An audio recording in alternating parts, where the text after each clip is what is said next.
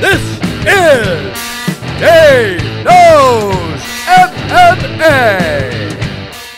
A couple of days ago, it was announced that Amanda Nunes is slated to defend her title against Pennington. The bantamweight clash is set for UFC 224, which goes down on Nunes' home turf in Brazil. It's a matchup that many fans have been waiting on for quite some time. Pennington is riding a 4-fight winning streak, with most recently coming off of a win over former champion Miesha Tate.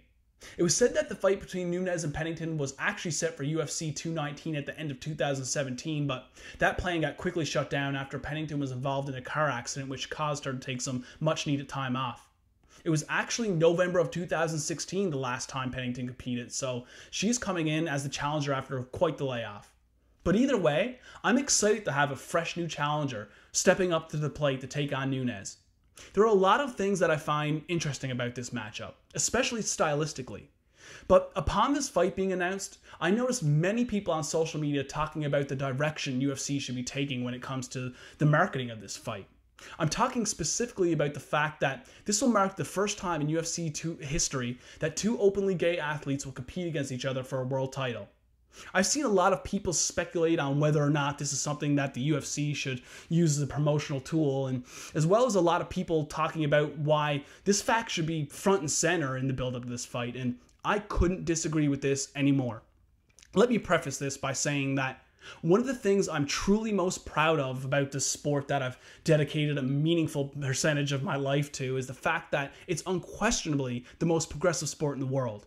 I love the fact that two women can headline a major event over the men and nobody bats an eye. The fact that they are women is of minor importance. What is of major importance is the fact that there is a big fight headlining the card. And if it happens to be two women who earn that position on the card, then so be it. And it's been this way for years. Also, the fact that LGBT relations have come such a long way in my life is a beautiful thing.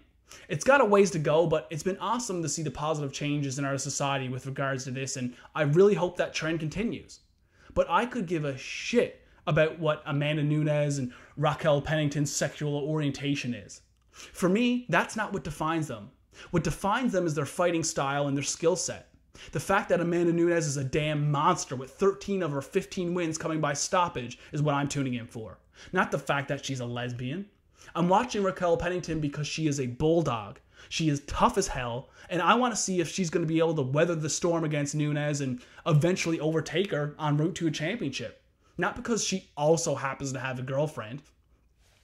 I absolutely get and understand why people believe they should market this, and I also acknowledge that if I was a part of that community, then maybe I'd feel different. Both of these athletes are great role models and are setting a great example for people out there, but I would prefer if the UFC just treated them like everybody else. The fact that they are two openly gay athletes should be a mere footnote in the promotion and nothing more. The UFC should focus more on their backgrounds and the road they took to arrive at such a huge moment of headlining a major pay-per-view in front of a sold-out arena.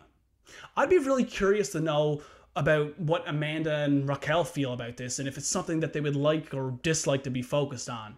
I can only speak for myself, and for me, I'm just interested in learning more about these two as fighters.